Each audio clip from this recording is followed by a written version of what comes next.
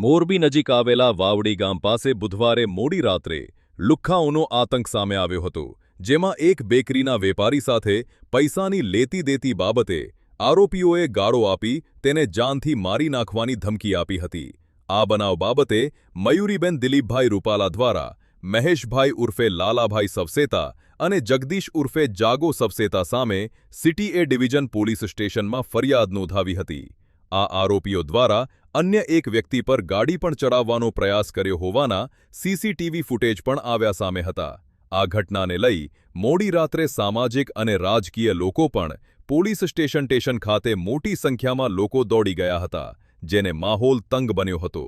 ઘટનાની ગંભીરતાને પગલે મોરબી સિટી એ division police દ્વારા ભારતીય ન્યાય સંહિતાની અલગ-અલગ કલમ હેઠળ ગુનો નોંધી બંને અટકાયત કરી હતી. આજે બંને આરોપીને ઘટના સ્થળે લઈ જવાયા હતા અને પોલીસે તેમનો વરઘોડો કાઢી માફી મગાવી હતી. બનાવ એવો છે કે વાવડી રોડ ઉપર ગઈકાલે આ કામેના ફરિયાદી છે, એના દીકરા છે, એને ફરિયાદીના દીકરા પાસે આ કામેના આરોપીએ પૈસાની લેતી દેતી હોય બળજબરીથી પૈસાની ઉઘરાણી કરવા માટે ત્યાં ગયેલા અને એની સાથે માથાકૂટ થયેલી.